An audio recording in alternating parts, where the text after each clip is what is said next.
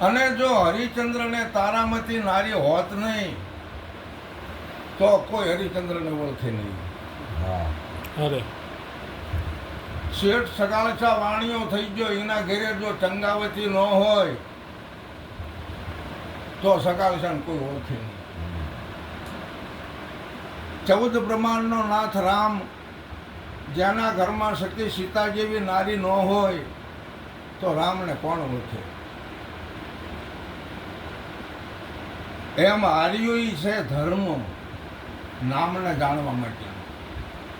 તો એમાં આપણે સંસારમાં છીએ તો સંસાર આશ્રમ બધા કરતાં મોટો છે. તો આ સંસારમાં રહી પતિ પત્ની જે છે અને એમાંય સતી બનીને સતી વિના ધર્મ હાલે નહીં. અરે એના હિસાબે નારીને પોતાનો ધર્મ બજાવવાનો છે, જેથી કરી અને ભગવાનને આવવું પડે આપણા ઘરે. બરાબર? પુરુષ કદાચ એક બાજુ બેઠો હોય પણ સતી નારી એવી બની જાય, જો કે બેયને બનવાનું છે, તો ભગવાનને આપણા અગ્રસ્ત્રાસમે આવવું પડે. વચન વિવેકી જે નર નારી પાનબે એને બ્રહ્માદિક લાગે પાય. યથાર્થ વચનની શાન જેને જાણી હોય એના ઘેરે બ્રહ્મદેશમાંથી બધા દેવો ને દેવીઓ આવે. આને અહીંયા જવું ન પડે. અરે હવે આટલું સંતો પડકાર ફેંકીને આપણને કહેશે એટલે સમજાતું કેમ નથી? તો વચન કોણ સમજાવે કે સદગુરુ. વચન એટલે શું કે આ નામ સમવડ કોઈ નહીં, એને વચન કહેવાય. તો વચન છે યથાર્થ. એટલે પવન ગમે એટલો હોય, વાવાઝોડું ગમે એવું હોય, ગમે એવી ઋતુ હોય, તો યથાર્થ એટલે જમસાહેબ એને કોઈ હલાવી જ ન શકે. અરે આને વચન કહેવાય. અને એ વચન આપણામાં આવ્યું છે. અને આ શરીર તૂટીને પડીને આ બધા અવયવો જુદા થઈ જશે, પછી વચન ક્યાં થાય? એ તો અહીંયા માટલું ફૂટી જાય એટલે ખાલી જગ્યા ક્યાં થાય? અને કિંમત તો ખાલી જગ્યાની છે. એમ શરીર આપણું પડી જાય પછી જે આની અંદર વચન નામ છે અહીંયા છે, યથાર્થ છે, અવિચલ છે, અમર છે. હવે આવું જે વચન આપણા શરીરની અંદર બંધારણમાં આવ્યું છે તો એના વિવેકી ન બની એકવી આપણે. આપણું જ વચન છે અને આપણામાં જ બિરાજમાન છે, તો પછી એના વિવેકી બનવા માટે શું કરવાનું છે? કે બસ સંતો કહેશે કે આ સત્સંગ રૂપી ખોરાક એને આપો, અરે બીજું કંઈ જમશે નહીં.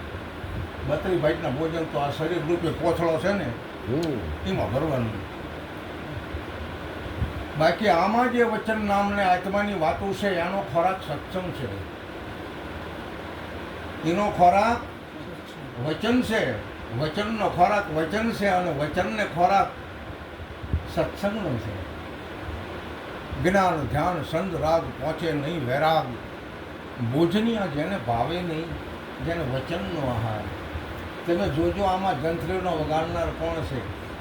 અરે આપમેળે વાગી રહેશે જંત્રી.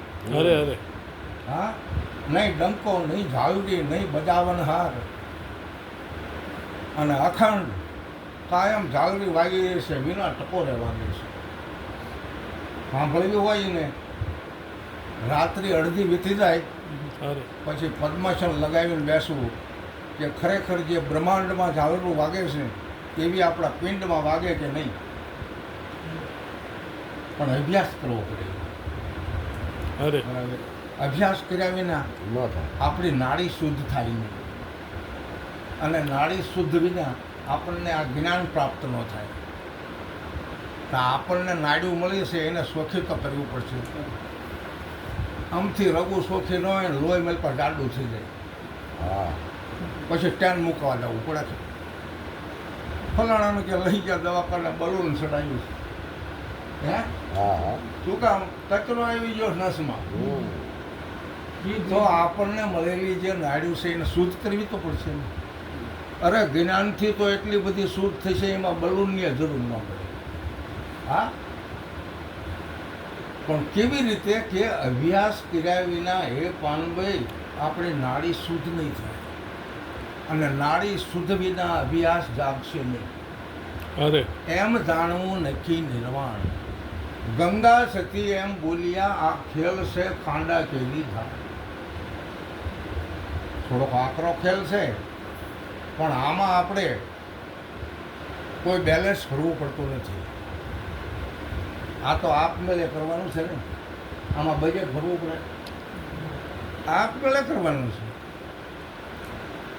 વાત કરું છું એક ભજન ઉપર, सकल हंस में राम,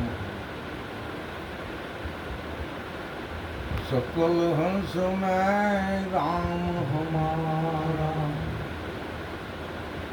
ए राम बिना कोई ઠામ ખાલી નથી. પિંડ બ્રહ્માંડમાં જુઓ ને તપાસી, અરે અરે નામ સમોવણ્યામાં કોઈ નથી. सकल हंस में राम हमारा. સારી વાત છે. ગંગ સાહેબને ખૂબ ખૂબ ધન્યવાદ કે જેને આવો શિષ્ય આખા પંજાબની અંદર ગુરુ નાનક આખા પંજાબ રાજ્યમાં ગુરુ નાનક સિવાય બીજા કોઈ માને નહીં.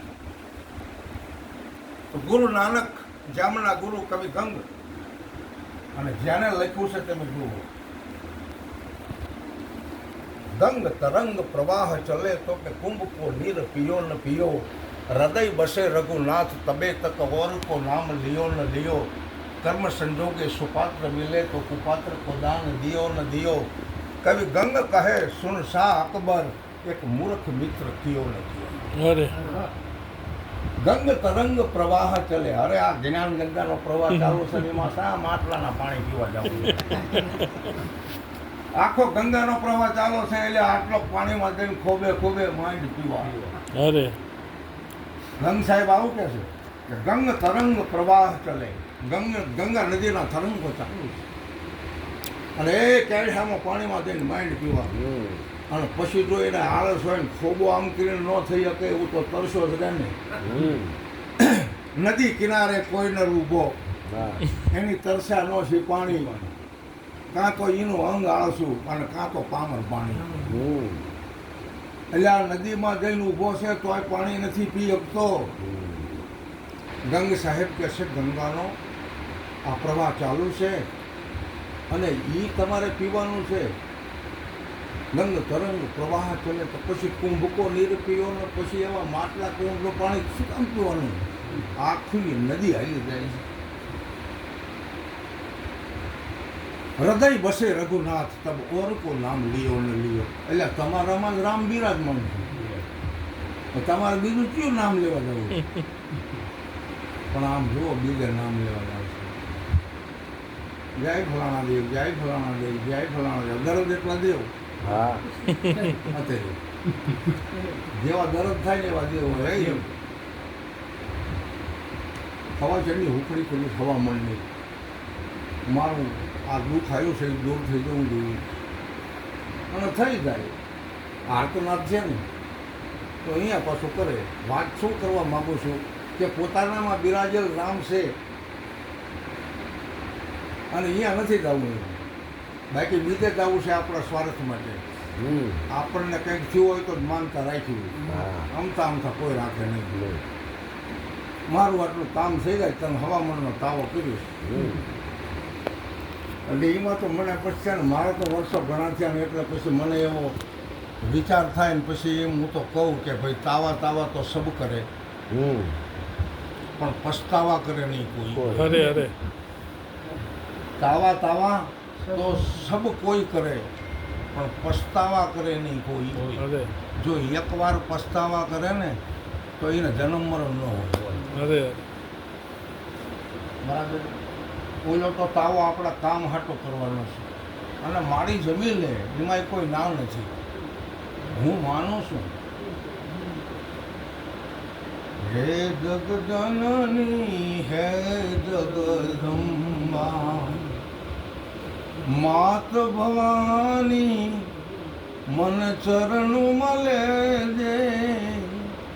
હે જગજનની મા હે જગદંબા, આજ શક્તિમાં એ આદિ અનાદિ આદ્ય શક્તિમાં આદિ અનાદિ મને ચરણ મળે દે હે જગજનની હે જગદંબા જો આત્મા કોઈનો અંધ પામે તો તું કષ્ટી દે દે એ મુજ આત્મને બળું ભલે હું પણ બાળું નહીં કોઈને રોવાને બે આંસુડા દે દે હે જગજનની હે જગદંબા માત ભવાની મને ચરણે લેજે હે જગજનની હે જગદંબે છે ને આજ શક્તિ આખા વિશ્વની